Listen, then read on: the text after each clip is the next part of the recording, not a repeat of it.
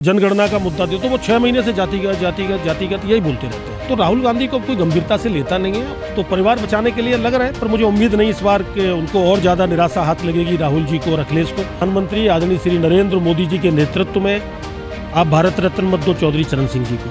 फतेहपुर सीकरी लोकसभा से सांसद और भारतीय जनता पार्टी के आनुषंगिक संगठन राष्ट्रीय किसान मोर्चा के राष्ट्रीय अध्यक्ष राजकुमार चाहर हमारे साथ हैं। गुफ्तगू करेंगे।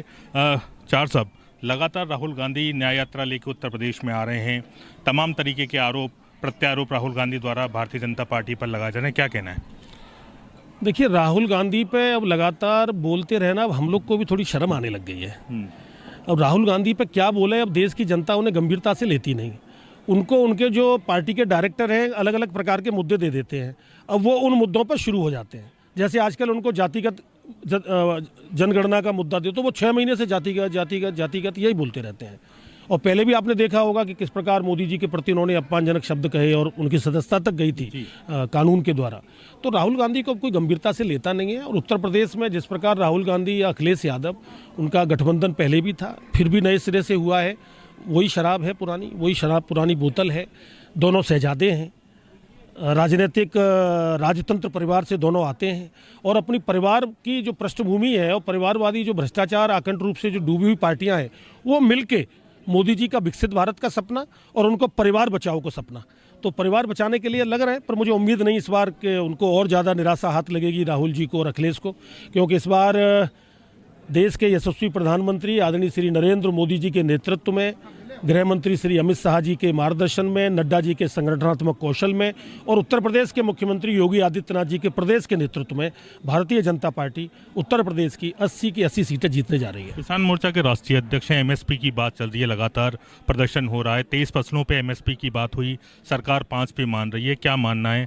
राष्ट्रीय किसान मोर्चा के राष्ट्रीय अध्यक्ष हैं, क्या जो इत्तेफाक आप रख रहे हैं, लगातार जो प्रदर्शन हो रहा है, हिंसक प्रदर्शन हो रहा है? मैं 2 बातें कहना चाहूँगा कि किसान के हित के लिए जो देश के प्रधानमंत्री आदरणीय मोदी जी ने जो पिछले 10 वर्ष में 2014 से लेके अब तक, चाहे वो पीएम किसान सम्मान निधि दी हो, चाहे फसल बीमा हो, चाहे ड्रिप इरिगेशन हो, चाहे किसान रेल चलाई हो, या नैनो यूरिया दिया हो, या डीएपी और यूरिया पे अनुदान देने की बात हो, या अभी अन्नदाता से ऊर्जादाता 300 यूनिट बिजली फ्री अगर आप घर पे उगाते हैं सौर ऊर्जा के द्वारा, तो अनेक सारे काम माननीय मोदी जी ने किए हैं और आने वाले समय में और भी होंगे। एमएसपी की जहाँ तक बात है, आप खुद सोचिए, 65 वर्ष तक जिस पार्टी का शासन रहा, 65 वर्ष राहुल गांधी और उनके पुरखे और पूर्वज और उनके द्वारा संचालित प्रधानमंत्री रहे, कभी एमएसपी पर एक शब्द नहीं बोले।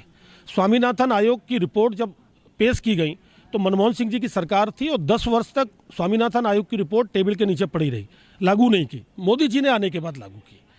तो कांग्रेस पार्टी की कभी मंशा किसानों के लिए रही नहीं। एक भी नियम, मुझे कानून याद नहीं आ रहा जो कांग्रेस ने अपने शासनकाल में बनाया हो। अब वो एमएसपी की रट रखते हैं विपक्षी नेता और कुछ किसान यूनियन के लोग। मैं पूछना चाहता हूं साहब कि एमएसपी पर पिछले 10 वर्ष में देश के यशस्वी प्रधानमंत्री आदरणीय नरेंद्र मोदी जी ने 1.5 से 2 गुना एमएसपी देने का काम किया।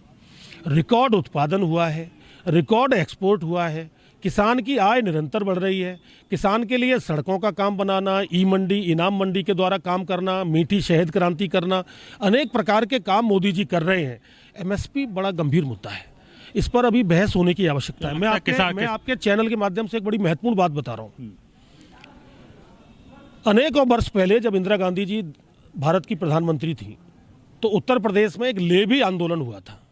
चौधरी चरण सिंह जी को भारत रत्न दिया गया, लालकृष्ण आडवाणी जी को दिया गया, कर्पूरी ठाकुर को दिया गया, स्वामीनाथन जी को दिया गया। तो जो विपक्षी पार्टी लगातार आरोप लगा रही है कि ये जो भारत रत्न दिए जा रहे हैं वो राजनीतिक हित और लोकसभा 2024 का जो इलेक्शन है उसमें जातिगत आंकड़े साधने के लिए दिए। कांग्रेस पार्टी को किसने मना किया था आप भारत रत्न मत दो चौधरी चरण सिंह जी को? आपका तो इतने लंबे समय शासन रहा, आप चुनाव से आचार संहिता से एक दिन पहले दे देते ना भैया, किसने मना किया? आपने स्वामीनाथन को नहीं दिया क्योंकि उन्होंने किसानों की बातों को रखा, मोदी जी ने दिया।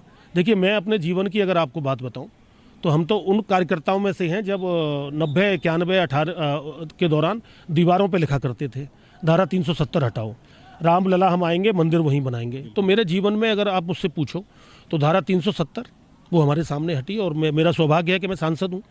दूसरा, राम मंदिर का निर्माण, भव्य निर्माण, प्राण प्रतिष्ठा रामलला की, वो भी हो गई। एक आखिरी और व्यक्तिगत प्रश्न है, लगातार कांग्रेस और अखिलेश यादव गठबंधन बना रहे हैं। फतेहपुर लोकसभा से आते हैं, सीकरी से आप, और अब लोकदल भी शामिल हो गया है, तो कहीं ना कहीं ये एनडीए में शामिल हुआ है। तो कांग्रेस और जो समाजवादी पार्टी है वो मिलके दावा कर रहे हैं कि